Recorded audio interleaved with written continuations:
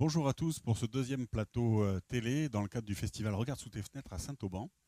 Alors on a abordé la thématique de la culture et de l'art en milieu rural sur le premier plateau télé. Aujourd'hui, maintenant, on va s'intéresser à l'art dans l'espace public. Je vais vous présenter nos invités. Donc nous avons Eliane qui se qualifie elle-même de citoyenne, hein, qui va un petit peu nous aider à faire la définition de ce que c'est que l'espace public, qu'est-ce qu'on entend par rapport à ça. Nous avons Ventura aussi à droite qui est très impliqué sur ce festival et qui a un fan club visiblement. Nous avons Irène et Ingrid qui s'occupent de la compagnie Chien Dent, des voisins, puisque vous êtes Homé et vous organisez un festival de théâtre. Et enfin, on terminera par Flo, qui est artiste-graffeur, qui vient un peu plus loin, de Bayonne, c'est ça, hein, et à qui on posera la question, justement, pourquoi le street art dans la rue. Première question, je m'adresse à vous, Eliane. Quelle est la reconnaissance de l'art dans l'espace public? Alors pour aborder cette question-là, je pense qu'il faut d'abord aborder c'est quoi l'espace public. Oui, moi je pense toujours qu'avant de répondre aux questions, il faut déjà s'entendre sur la question, savoir de quoi on parle Tout et à de fait. quelle question on pose vraiment. Parce que l'espace public, c'est... Bon, on peut rapidement répondre, c'est bah voilà, les places, les rues, les jardins publics, puisque c'est un petit peu cette définition-là qu'on veut nous faire revendiquer. Alors qu'en fait, je pense que l'espace public, c'est bien autre chose aussi. C'est-à-dire que c'est tout ce qui fait qu'on peut faire ensemble, des espaces qu'on peut partager, Mhm. des espaces qui ne sont pas privatisés, c'est-à-dire des équipements. C'est pas forcément dans la rue. C'est aussi des équipements culturels publics. C'est aussi des financements publics. Mhm. C'est aussi des lieux de décision publics. Et je pense qu'il faut absolument réinvestir l'ensemble de ce que ce mot recouvre et pas rester dans une définition qui serait trop petite. Mhm. Donc évidemment, reconnaissance de l'art dans ces espaces-là. Aujourd'hui, je pense qu'il y a quelque chose qui réduit aussi la question. Cette reconnaissance, elle passe essentiellement par les financements publics. Donc on aurait tendance aussi à se dire que l'art, c'est ce qui est financé, la culture, c'est ce qui est subventionné, alors qu'en fait, on est loin de ça. Ouais, On sait aussi qu'on a besoin vraiment que chacun se sente investi et se sente responsable de ce qui se passe au niveau culturel et au niveau artistique. alors, si je le dis différemment, est-ce que vous ressentez une différence d'approche, qu'elle soit institutionnelle ou même des publics, hein, ou des acteurs d'ailleurs artistiques, une différence d'approche entre l'expression d'un objet culturel ou d'une démarche artistique dans un cadre qui est tout à fait formel? On sait bien qu'il y a des pratiques culturelles et artistiques qui sont très formalisées avec des codes, hein. Est-ce qu'il y a une différence entre ça et le fait d'extraire ça du contexte formel et de le faire par exemple dans la rue ou sur d'autres espaces publics comme vous les déterminez? On a vu tout à l'heure une association qui fait de l'opéra à l'extérieur de l'opéra. Alors pour vous, ça pose un problème de reconnaissance? Ah non, moi je pense que ça pose aucun problème de reconnaissance et je pense que justement, puisque l'art est public, il est partagé et partageable partout. Euh, donc je pense que le fait d'organiser des choses artistiques ou des choses culturelles, c'est-à-dire déjà se mettre ensemble, comme ici dans ce festival, et se dire on va faire quelque chose Mmh. ensemble ici, qu'on soit dans le jardin, qu'on soit dans la rue, qu'on soit sur la place, c'est déjà faire culture ensemble. Tout à fait. Donc ça, c'est déjà énorme. Et je pense que c'est faire culture ensemble et le faire partager à des gens qui n'ont pas participé directement parce qu'ils n'étaient pas là sur l'organisation, mais faire partager ce moment-là et ces espaces-là avec des gens qui peut-être effectivement ne seraient pas venus ailleurs. Mmh. C'est bien un espace public qui doit être partagé. Après, il faut juste, enfin, il me semble qu'il est important, c'est voilà, c'est la question du partage et la question de ne pas se retrouver à accaparer un espace. Euh, C'est-à-dire que si on décide de faire quelque chose dans l'espace public comme ici, il faut se dire que cet espace-là, il appartient aussi à d'autres personnes Mmh. qui le vivent au quotidien. Mmh. Donc il faut faire avec ces gens-là aussi. Et je pense que c'est ce qui est fait ici dans ce festival, quoi. Voilà. Très bien, merci beaucoup. Alors justement, euh, Ventura vu au zoo Oui, avec son fan club. Vous m'avez dit tout à l'heure que vous êtes pas mal impliqué dans l'organisation du festival et sur ce festival-là. Donc la question que je me pose et qui fait suite à ce qui vient d'être dit, euh, qu'est-ce que ça change que ce festival-là il soit dans la rue, enfin en tout cas dans l'espace public?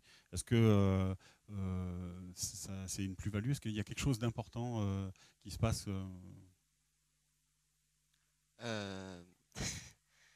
Euh, oui, enfin, il y a aussi l'idée que ce festival est gratuit et donc ça va avec cet espace public. Tout à fait. Donc c'est accessible à tout le monde, comme c'est dans un espace public. Mhm. Est-ce qu'il était, si par exemple ce festival était organisé dans une salle, est-ce que ça se passerait de la même manière? Mais quand que ce soit un concert, une pièce de théâtre ou quoi que ce soit, c'est organisé dans une salle, ça veut dire que c'est quand même fermé à un certain public qui vient au théâtre, qui vient dans une salle de concert. Alors que là, on mêle aussi ça avec la fête votive de Mhm. Saint-Auban. D'accord. Et comment dire, ça divers le public. Et puis ça rajoute à la vie de la commune, je suppose. Oui, bien sûr, ça ravive un peu Saint-Auban qui malheureusement aujourd'hui manque de festivals ou de Mhm. choses comme ça, de théâtre, de pas mal de... Alors le fait que ça se passe dans la rue, en tout cas dans l'espace public, comment ça modifie ta perception après de la ville en dehors de ces temps-là? Est-ce que tu vois les choses différemment? Est-ce que ça permet d'avoir des idées? Comment tu vois ça? Bah, je comprends pas très bien votre question, excusez-moi. Je vais le faire plus simple. Ouais, je veux bien. Le fait de faire un festival sur quelques jours comme ça à l'extérieur, je suppose que tu dois venir ici aussi quand il n'y a pas de festival. Ça te donne des idées? Tu te dis finalement les choses sont possibles Bah, pas tellement, enfin, ça c'est un endroit, avant le festival, j'y venais très peu, à part quand il y a le marché, il y a 3 bancs D'accord. là-bas. C'était ici qu'on venait avec mon frère et ma sœur. Et oui, quand on a fait un festival ici, quand on m'a dit que c'était ici qu'on faisait ce festival-là, Mhm. c'est vrai que je me suis rendu compte que c'était un endroit plutôt qui Qui était pouvait, bien, quoi, qui était au centre de Saint-Auban, qui était propice et qui à ce pouvait servir festival-là. à ça. Oui. D'accord. Merci beaucoup. Ouais. Bravo, le fan club, s'il vous plaît. Euh, on accueille la compagnie Chien Dent maintenant, qui organise un festival de théâtre au mai. Et je vais m'adresser d'abord à Ingrid, qui est la présidente de la compagnie. La question est la suivante. Quel lien un festival de théâtre dans l'espace public crée avec le village et avec ses habitants? Est-ce que ça crée des dynamiques? Est-ce que ça change le rapport des gens entre eux? Ça change l'approche du territoire? C'est assez variable en fait. On essaye vraiment d'ouvrir aux gens d'aimer et on s'aperçoit quand même que c'est un peu tout le temps les mêmes qui reviennent. On essaye vraiment d'ouvrir en mettant maintenant dans chaque boîte aux lettres pour que tout le monde soit le plus au courant possible. Euh, Après, ça crée une certaine dynamique effectivement avec des gens qu'on ne côtoie pas d'habitude. Et le fait que ça soit au centre du village, en fait, on utilise plusieurs endroits, Mhm. lieux dans le village, espace. Donc le centre du village, derrière l'église, et après un endroit qui est un peu en dehors, après le camping, le Carré des Pins. Mhm. Et donc cette diversité est plutôt intéressante, je trouve, justement. Et ce qui marche bien, c'est quand on fait des déambulations, en fait, ce qui permet de donner une dynamique. Dans le village, on passe, on fait du bruit. Donc, ouais. Donc si je résume ce que vous nous dites, il ne suffit pas d'aller dans la rue pour mobiliser les publics et créer des dynamiques. Il faut autre chose quand même. Non, oui, je pense qu'effectivement, il faut autre chose. D'accord. Ouais. Irène, qui est secrétaire de la compagnie. Une question un petit peu plus politique, là pour le coup. On vient de parler du lien qu'il peut y avoir entre un festival qui est fait à l'extérieur, la dynamique sur les habitants et sur le territoire.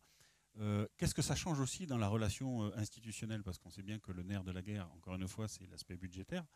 Et qu'un festival, pour pouvoir vivre, doit être un minimum soutenu financièrement par les institutions.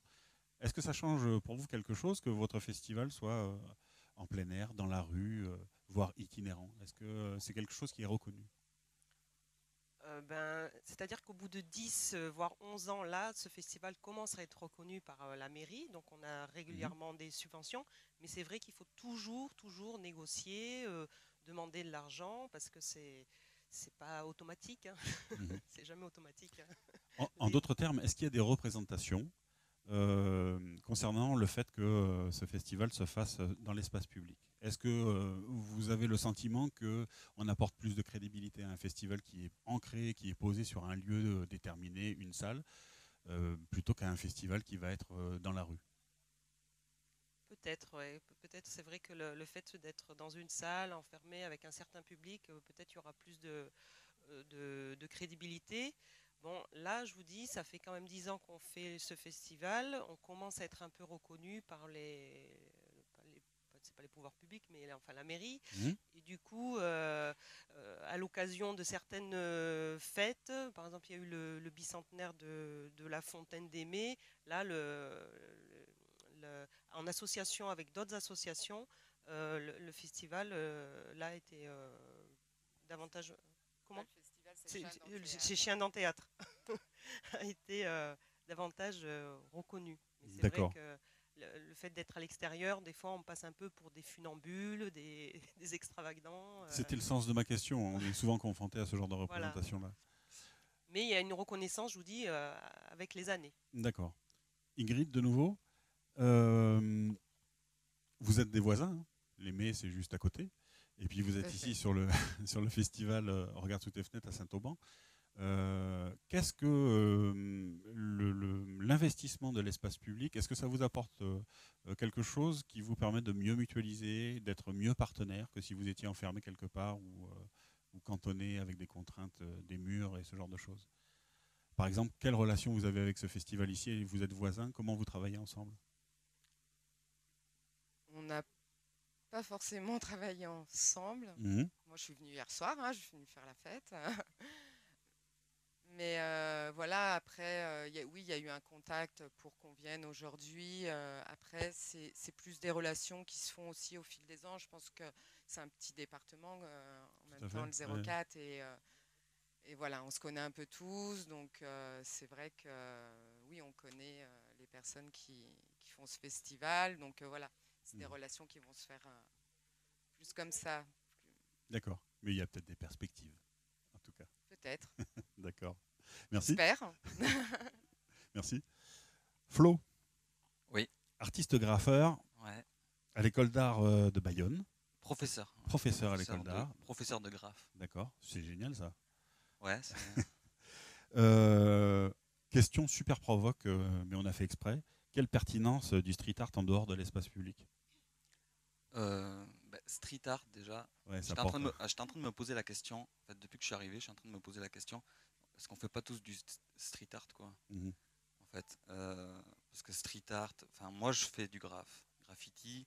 À la base, c'est des écritures sur des murs, peintes sur des murs. Mhm.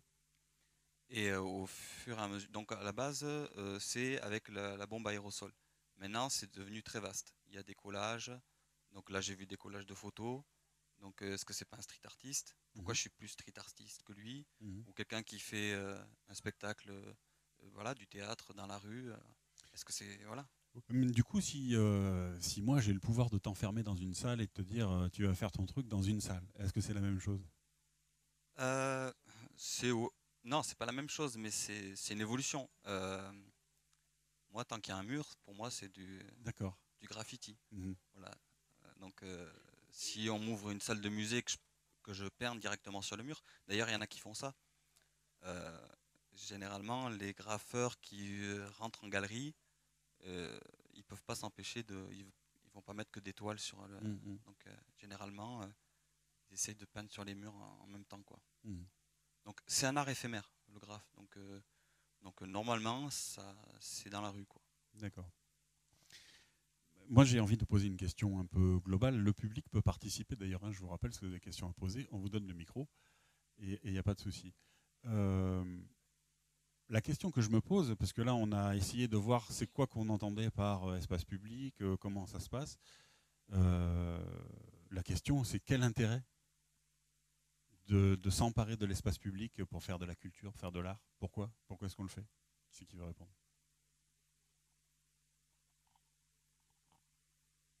Moi, je pense que c'est parce que c'est naturellement l'endroit où, enfin, je veux dire, la rue, la place, c'est naturellement l'endroit que l'on partage avec les autres.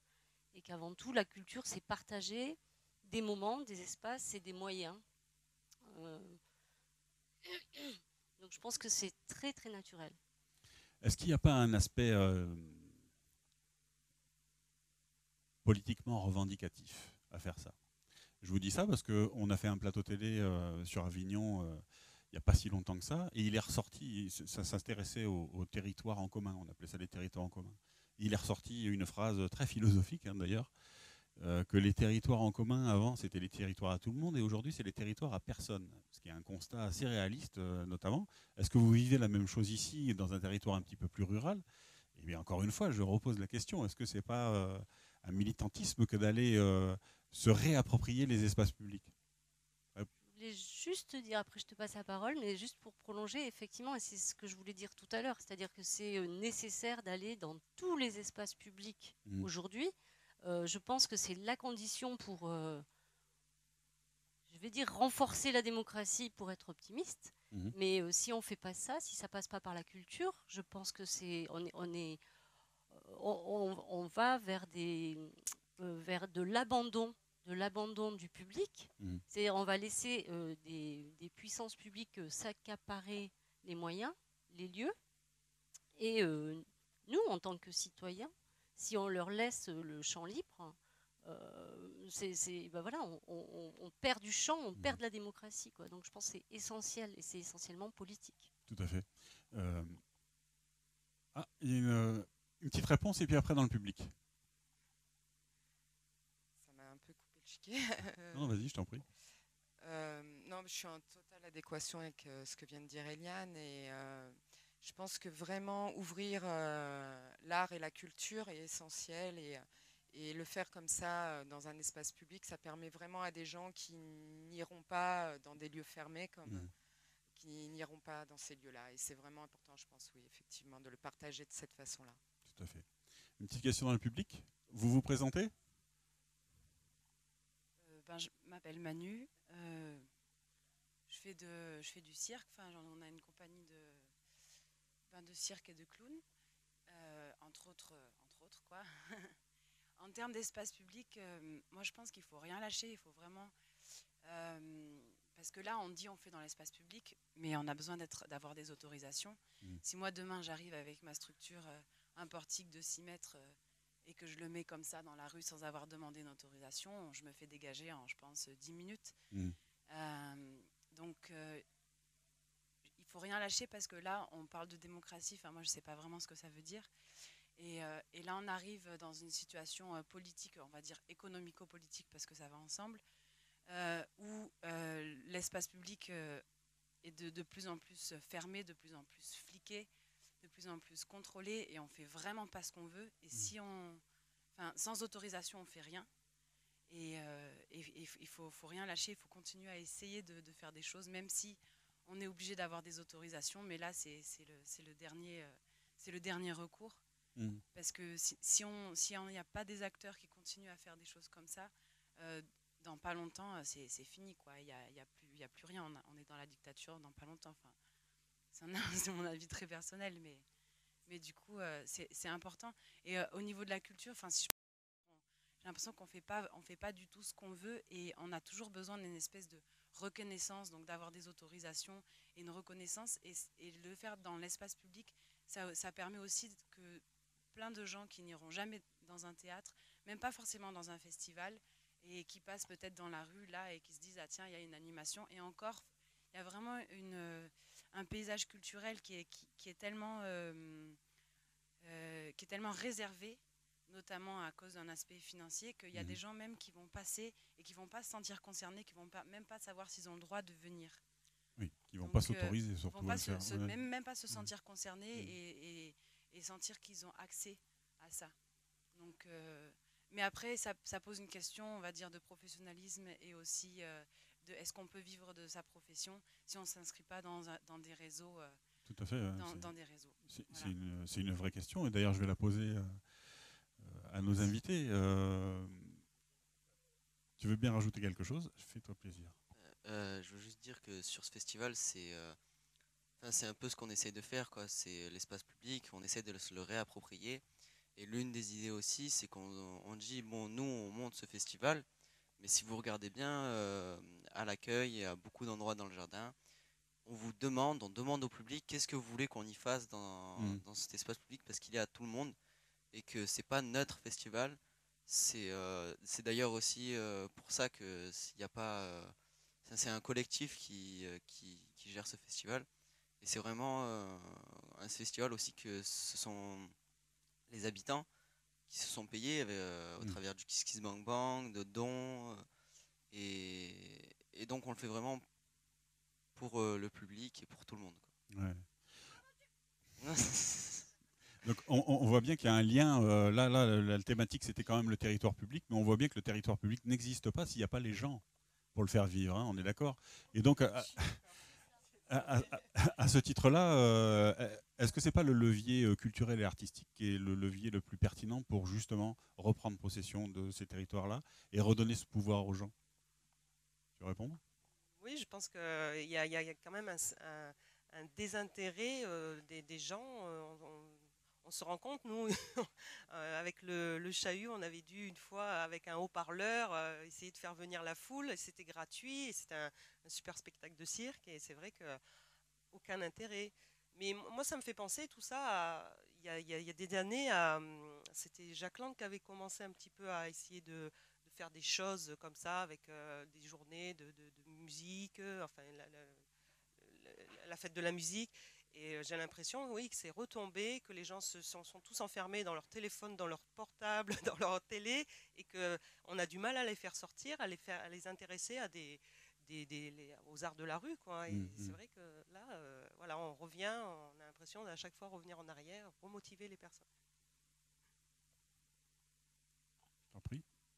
Moi, j'ai l'impression que si on reste dans l'idée de faire en sorte que les gens soient concernés par ce qu'on fait, on se trompe. C'est-à-dire que c'est pour ça que je pense qu'il faut aussi raisonner à faire ensemble. Parce que voilà, il y a un moment aussi où les gens ils passent, ils se sentent pas concernés parce que ça ne leur appartient pas, parce que c'est pas quelque chose dans lequel ils peuvent se reconnaître parce qu'ils n'y ont pas mis leurs pattes non plus. Je pense que le monde de la culture a aussi besoin de faire avec le public et de retrouver ce que ça veut dire public. Je pense que le monde de la culture est aussi responsable de ça, c'est-à-dire à chacun à son niveau, comment on va travailler avec les gens plutôt que essayer de monter un produit et ensuite essayer de le vendre, parce que si on reste sur ce schéma-là, c'est mort, quoi. Enfin, moi, je crois que c'est mort. En tout cas. Tout à fait. Une question dans le public. Hop.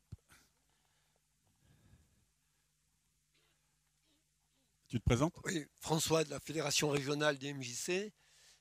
Pour rebondir sur ce qui vient d'être dit, je crois que ce qu'il y a d'important dans des festivals comme celui-là et surtout de l'art dans la rue, un des objectifs pour moi en tout cas, c'est pour nous au niveau des MJC, c'est de permettre aux gens de s'exprimer et de montrer qu'eux aussi ont leur propre culture, qu'ils peuvent la partager avec d'autres et qu'effectivement c'est pas simplement voir des spectacles qu'on leur offre dans la rue, mais cet appel, et donc là c'est remarquable pour ce festival, donc où ont été associés toute une série de gens faire des appels en disant vous aussi, vous avez votre propre culture, vous pouvez montrer ce que vous savez faire, et le fait de créer en commun. Et là, une des choses positives ici en particulier, c'est le travail en commun de différents artistes. Alors ça ne débouche pas forcément en 3 jours comme ça sur une création collective, mais ça montre la possibilité de le faire. Et le fait que l'art, ce n'est pas uniquement les musées, le cinéma, le théâtre, avec des troupes professionnelles ou des troupes amateurs qui sont spécialisées là-dedans, mais c'est que chacun peut s'exprimer. Et c'est une occasion de rappeler ce qu'est la culture véritablement et comment la partager. Et c'est vrai qu'ici à Saint-Auban, on rappelait qu'ici, il y a 21 nationalités pour des raisons historiques qui sont retrouvées. C'est aussi de montrer comment cette culture, c'est un échange, c'est une découverte de l'autre, mais surtout sa propre créativité. Ah bah très bien, je pense qu'on va se satisfaire de ça. Ah, le petit mot de la fin. Toi aussi? Bah vas-y, c'est toi qui as le micro. Je voulais juste dire qu'en fait, on a pu remarquer pendant le festival que si on fait des ateliers avant, ou même quand on crée le char, enfin le chahut, qu'on le crée dans la rue, c'est vrai que ça met une émulation et que les gens ont plus de curiosité et d'envie d'aller voir après. C'est sûr. Le mot de la fin? Je sais pas si c'est le mot de la fin, mais je voulais juste te dire que dans ma espèce de définition de l'espace public, je suis en train de me dire que j'ai quand même oublié l'espace public qui est sans doute le plus grand actuellement aujourd'hui et partagé, c'est l'espace virtuel, c'est-à-dire c'est le net, quoi. Et cet espace-là, il ne faut pas le lâcher non plus, il faut l'investir, il faut lui donner de la contenance intelligente et partageable. Donc voilà, ça aussi, c'est pas rien. En tout cas, c'est une perspective qui va nous permettre de clore ce débat. Je vous remercie à tous d'y avoir participé. Et je vous donne rendez-vous à 16h pour un prochain débat. Merci encore et à bientôt.